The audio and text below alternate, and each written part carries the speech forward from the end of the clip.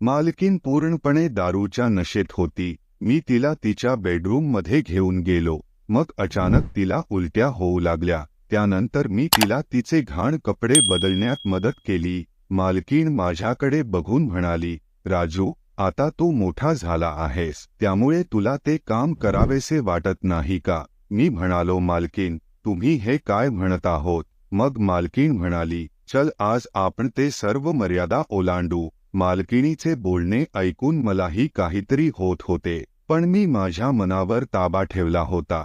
तसे माझे मनही करत होते, पण आतून थोडी भीतीही वाटत होती की मालकीण पूर्णपणे दारूच्या धुंदीत आहे आणि ती जे काही बोलत होती तिला स्वतःला कळत नव्हते. ती म्हणाली, राजू, तू काय विचार करत आहेस? मी म्हणालो, मालकीण, तुम्हाला आता भान नाही? मग ती म्हणाली, राजू, मी इतकी मद्यधुंद नाही की मला काय बोलायचे आहे आणि काय नाही. मी काय बोलत आहे ते मला सर्व माहीत आहे. मालकीण म्हणाली, राजू, तू माझी प्रत्येक गोष्ट ऐकत असतोस, म्हणून ही गोष्टही मान्य कर. बघ, तुला पण खूप मज्जा येईल. मला माहीत आहे की मालकीण आतून किती एकटी आहे, कारण मी इथे काम करून 5 वर्ष होणार होते, त्यामुळे मला त्यांच्याबद्दल सर्व माहिती होती. मालकीण 20 वर्षांची होती, पण तिने अजून लग्न केले नव्हते. खरं तर मालकीण मसाल्याचा कारखाना चालवत होती आणि तिने त्या फॅक्टरीचा पाठपुरावा करण्यासाठी खूप मेहनत घेतली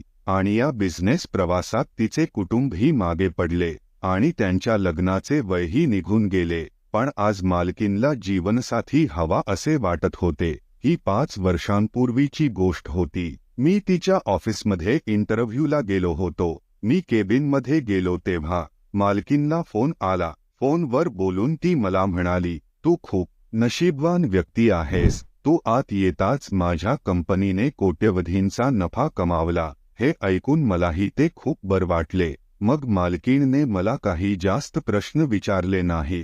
तिने मला तिच्या कंपनीची नोकरी दिली. अशी मला सहज नोकरी मिळाली, ज्याचा मलाही खूप आनंद होत होता. मग जसजसा वेळ जात होता तसतशी कंपनी पुढे जात होती. कंपनी सतत नफा कमावत होती. ते एम्प्लॉय होते, त्यांच्या कामामुळे कंपनी पुढे जात होती. पण मालकिणीला वाटले की मी तिच्या कंपनीत आल्यापासून तिची कंपनी प्रगती करत आहे, कंपनीला सतत फायदा होत आहे. त्यानंतर हळूहळू मालकीण मला उच्च दर्जा देऊ लागली. तिने माझा खूप आदर केला. एके दिवशी मालकीण म्हणाली, राजू, तू माझ्याबरोबर माझ्या घरी ये. आज मी तुला माझं घर दाखवते. मी म्हणालो, ठीक आहे मालकीण. मलाही तुमचे घर खूप दिवसांनी बघावे वाटले होते, कारण आजपर्यंत मी कुठल्याही श्रीमंत माणसाचं घर आतून पाहिलं नाही. त्यानंतर मी मालकीणच्या गाडीतून त्यांच्या घरी गेलो. मला तिचे घर बघून नवल वाटले. तो खूप मोठा बंगला होता. मालकीण म्हणाली, तुला माझं घर कसं वाटत आहे? मी म्हणालो, मालकीण, बाहेरून खूप सुंदर दिसतंय, त्यामुळे आतून अजून किती मस्त असेल. त्यानंतर आम्ही दोघं आत गेलो. आतलं दृश्य पाहून मला असं वाटलं की जणू मी एखाद्या हिरोईनच्या घरी आलो आहे. घरात दुसरं कुणीच नव्हते. मी म्हणालो, मालकीण, घरातील बाकीचे लोक कुठे आहे? मी मालकिणीला ही गोष्ट विचारताच ती उदास झाली. मी म्हणालो, मालकीण, मी काही चुकीचं विचारलं का? ती म्हणाली, नाही राजू, तू काही चुकीचं विचारलं नाहीस. खरं तर माझं कुणीच नाही. एवढ्या मोठ्या घरात मी एकटीच राहते. मी म्हणालो, मालकीण, तुझे आईबाबा तर असतील ना? मालकीण म्हणाली, ते मला खूप आधी सोडून गेले होते. ते गेल्यानंतर मी पूर्णपणे एकटी पडले होते आणि मग मी एक छोटी कंपनी सुरू केली, जी आज एवढी उंची गाठत आहे. मी म्हणालो, मालकीण, तुम्हाला लग्न करायला हवं होतं, कारण या आयुष्याच्या प्रवासात कोणीतरी खूप गरजेचं आहे. मालकीण म्हणाली, राजू, तू माझ्यासाठी खूप नशीबवान आहेस. हे बघ, तू आल्यापासून माझी कंपनी यशाच्या शिखरावर पोहोचली आहे.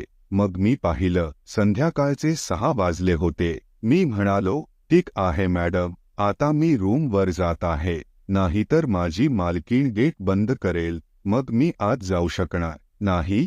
मालकीण म्हणाली, ठीक आहे, आपण उद्या सकाळी कंपनीत भेटूया. त्यानंतर मी रूमवर आलो. माझ्या मनात एक गोष्ट चालू होती की मालकिणीकडे इतके पैसे आहेत एवढा मोठा बंगला आहे, पण सर्व काही कामाचे नाही, कारण ज्या घरात कुटुंब नाही ते घर नाही. मालकीण दिसायला खूप सुंदर होती, ती पूर्णपणे मोठी होती. दुसऱ्या दिवशी मी जेव्हा कंपनीत गेलो तेव्हा मला कळलं की आज मालकिणीची तब्येत थोडी खराब आहे, म्हणून ती आज कंपनीत येणार नाही. हे ऐकून मी थांबलो नाही.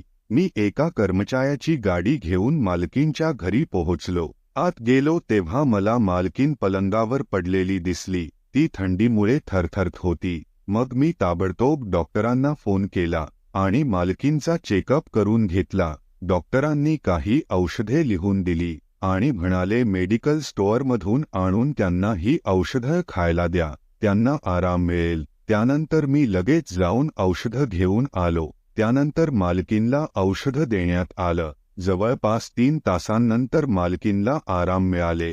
ती माझ्याकडे बघून म्हणाली, "अरे राजू, तू कधी आलास?" मी म्हणालो, "मालकीण, तुम्हाला माहीत आहे का, तुम्हाला खूप ताप आला होता आणि तुम्ही 3 तास बेशुद्ध होतात. मी डॉक्टरांना फोन केला आणि तुमची तपासणी करून घेतली. त्यांनी लिहून दिलेली औषधे आणल्यानंतर तुम्हाला खायला घातली, मग तुम्ही भानावर आलात." मग ती माझ्या चेहऱ्याकडे पाहू लागली आणि म्हणाली, "राजू, तुला माझी खूप काळजी आहे."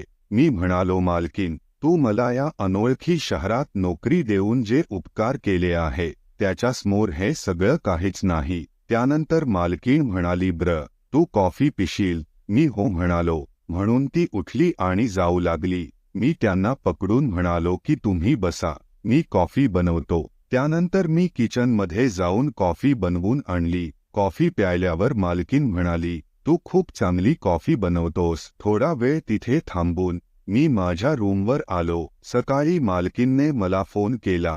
ती म्हणाली, "राजू, आज तू छान ड्रेस घालून कंपनीत ये." मला वाटले की काय झालं, मालकीण मला ती नवीन कपडे घालून यायला सांगत आहे.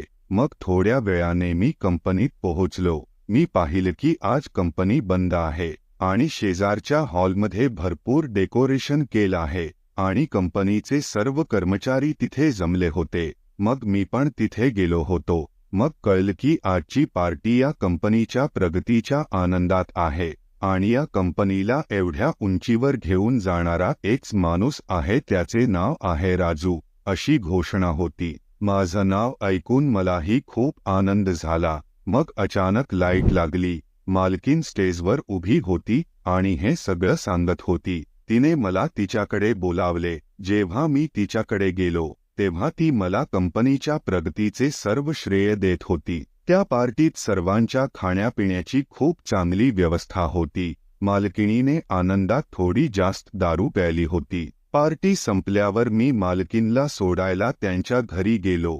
जेव्हा मी तिला रूममध्ये घेऊन गेलो तेव्हा अचानक त्यांना उलट्या होऊ लागल्या. मी तिला कपडे बदलण्यात मदत केली. मग मालकीण म्हणाली, "राजू, तू माझ्याशी लग्न करशील का?" ही ऐकून मला आतून खूप बरं वाटलं, पण मालकीणच्या म्हणण्यावर माझा विश्वास बसत नव्हता, कारण ती नशेत होती. मी म्हणालो, "मालकीण, तुम्ही आता नशेत आहोत, आपण सकाळी बोलू." मालकीण म्हणाली, "मला याचं उत्तर आताच हवं आहे." मी म्हणालो, "मालकीण, तुम्हाला माहीत आहे का तुम्ही काय म्हणत आहोत?" मग ती म्हणाली की मी इतका मद्यधुंद नाही, मी काय म्हणत आहे ते मला सर्व माहीत आहे. मालकीण म्हणाली, "राजू, मला माहीत आहे की तुलाही मी आवडते. जर हे सर्व खोटे असेल तर त्या दिवशी तू माझ्या घरी माझी काळजी घ्यायला आला नसतास." मालकीणच्या डोळ्यात ती खरं बोलत असल्याचं स्पष्ट दिसत होतं. त्यानंतर मी पण म्हणालो की मालकीण, मला मान्य आहे, मी तुझ्याशी लग्न करायला तयार आहे. त्यानंतर दुसऱ्या दिवशी मालकिणीने पुन्हा मोठी पार्टी आयोजित केली आणि त्यात त्याने शहरातील सर्व मोठ्या व्यावसायिकांना बोलावून घेतले आणि कंपनीचे सर्व कर्मचारीही तिथे होते.